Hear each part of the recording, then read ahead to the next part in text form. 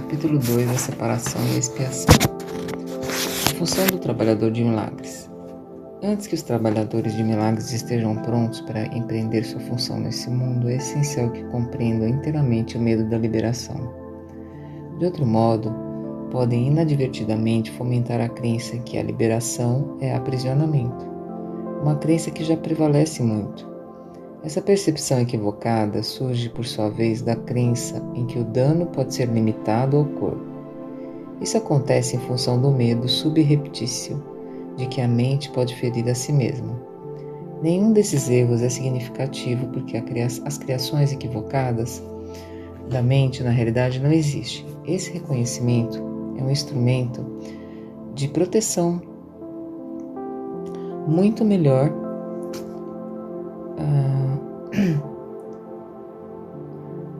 do que qualquer forma de confusão de níveis, porque introduz a correção no nível do erro.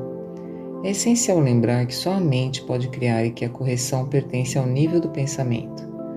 Ampliando uma declaração anterior, o espírito já é perfeito e, portanto, não requer correção. O corpo não existe, exceto como instrumento de aprendizado para a mente. Esse instrumento de aprendizado não está sujeito a erros próprios porque não pode criar. É óbvio, então, que induzir a mente a desistir de suas criações equivocadas é a única aplicação da capacidade criativa que é verdadeiramente significativa. Mágica é o uso da mente de forma criativa, porém equivocada, ou não mental. Os medicamentos físicos são formas de encantamentos.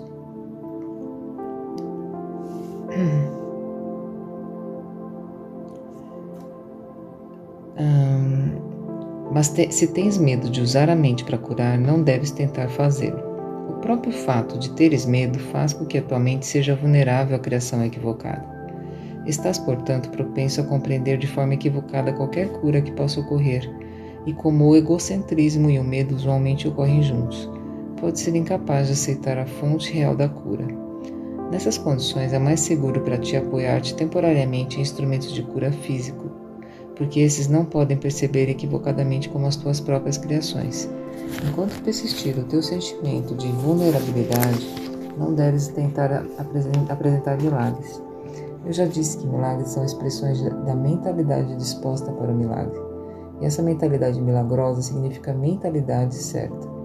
Aquele que tem a mentalidade certa não exalta nem deprecia a mente do trabalhador de milagres, ou de quem o recebe. Todavia, como uma correção, o milagre não precisa esperar que a mentalidade daquele que esteja disposta para o que é certo. De fato, o seu propósito é restaurá-lo à sua mente certa. É essencial, porém, que o trabalhador de milagres esteja em sua mente certa, mesmo porque que por um breve período de tempo, ou será incapaz de restabelecer a mentalidade certa em outra pessoa. O curador que confia em sua própria prontidão está colocando em perigo a sua própria compreensão. Tu estás perfeitamente seguro enquanto estás completamente despreocupado com a tua prontidão, mas mantens uma confiança consistente na minha. Se as tuas inclinações para trabalhar em milagres não estão funcionando adequadamente, isso sempre acontece porque o medo introduziu-se na tua mentalidade certa e virou de cabeça para baixo. Todas as formas da mentalidade disposta para o que não é certo são os resultados de recusa em aceitares a expiação para ti mesmo. Se tu a aceitas, está em posição de reconhecer que aqueles que necessitam de cura são simplesmente aqueles que não compreenderam que a mentalidade certa é a cura em si mesma. A única responsabilidade daquele que trabalha em milagres é aceitar a expiação para si mesmo. Isso significa que reconhece que a mente é o único nível criativo que os erros que ela comete são curados pela expiação. Uma vez que aceitas isso, a tua mente só pode curar. Negando a tua mente qualquer potencial destrutivo e reempossando-a nos seus poderes puramente construtivos, tu te colocas em posição de desfazer a confusão de níveis dos outros. A mensagem que então lhes dás é a verdade que as suas mentes são similarmente construtivas e suas criações equivocadas não podem feri-los. Afirmando isso, liberas a mente da supervalorização do seu próprio instrumento de aprendizado e a restauras a sua verdadeira posição como aprendiz. Deve-se enfatizar mais uma vez que o corpo não aprende nem tampouco cria. Como um instrumento de aprendizado, ele meramente segue aprendiz, mas se é facilmente adotado de iniciativa própria, vem a ser uma séria obstrução ao próprio aprendizado que deveria facilitar. Apenas a mente é capaz de iluminação. O espírito já é iluminado e o corpo em si é por demais denso. A mente, porém, pode trazer sua iluminação ao corpo, reconhecendo que ele não é o aprendiz, portanto não pode ser levado ao aprendizado. Contudo, o corpo é facilmente levado a se alinhar com a mente que aprendeu a ver além dele, em direção à luz. O aprendizado corretivo sempre começa com o despertar do espírito e o afastamento da crença na vista física. Isso frequentemente acarreta medo, porque tens medo do que a tua vista espiritual vai te mostrar. Eu disse anteriormente que o Espírito Santo não pode ver o erro e só é capaz de olhar para o que está além do erro, em defesa da expiação. Não há dúvida de que isso pode produzir desconforto, no entanto, o desconforto não é o resultado final da percepção. Quando se permite que o Espírito Santo olhe para a profanação do altar, ele também olha imediatamente em direção à expiação. Nada do que ele percebe pode induzir ao medo.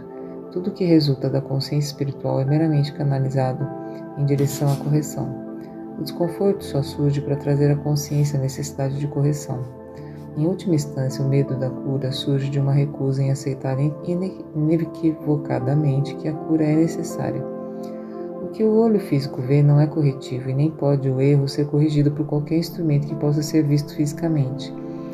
Enquanto acreditas no que te diz a tua vista física, as tuas tentativas de correção estarão equivocadamente dirigidas.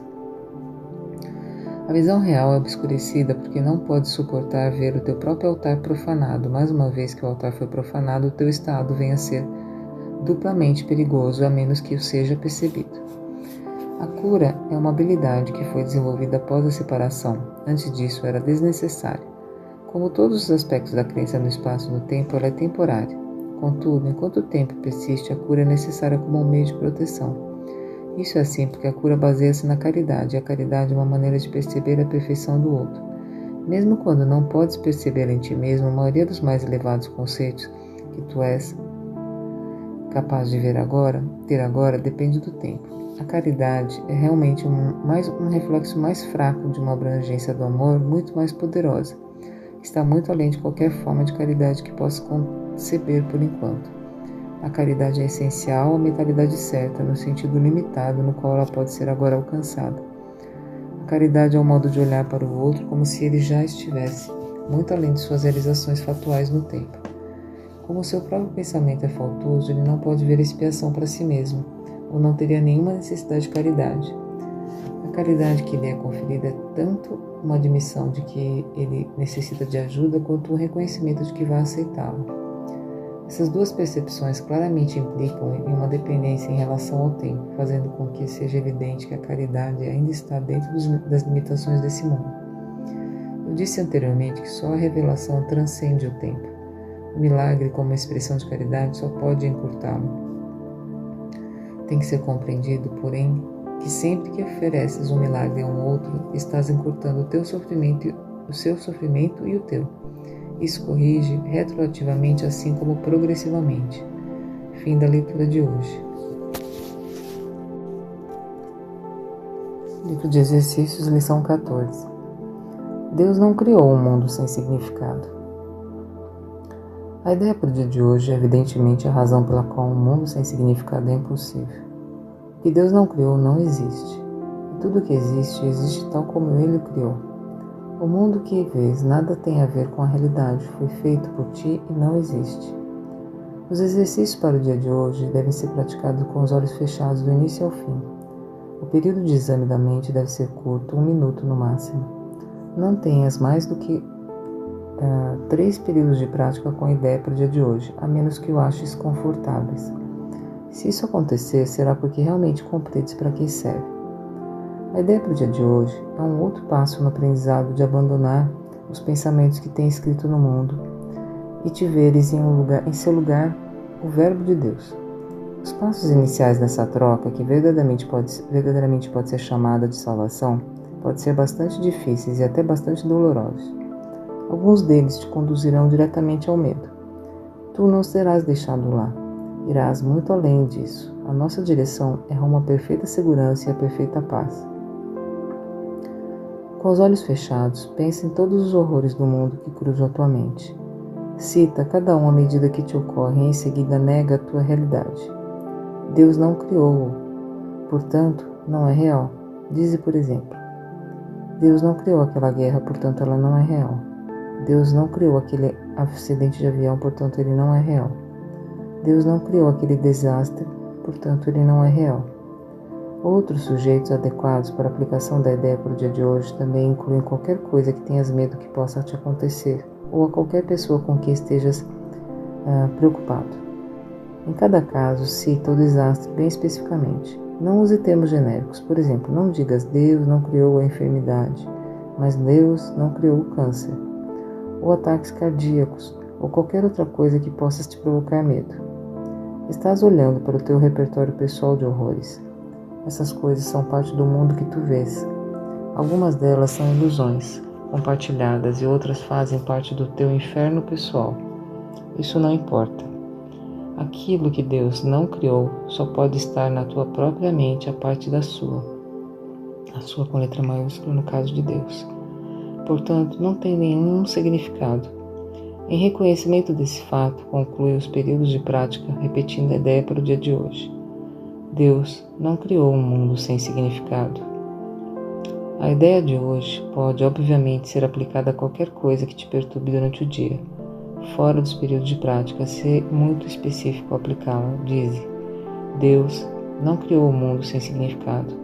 Ele não criou, especifica a situação que está te perturbando e, portanto, isto não é real. Então, pratica isso 3 vezes no dia, cerca de 1 minuto, com os olhos fechados, sempre iniciando o pensamento como Deus não criou um mundo sem significado, e discorre o que passar pela sua mente sobre os horrores do mundo, falando: Deus não criou aquela guerra ou coisa, seja o que for, que te põe medo, portanto, ela não é real. E para concluir, coloca a frase final: Deus não criou um mundo sem significado. Fim da leitura de hoje.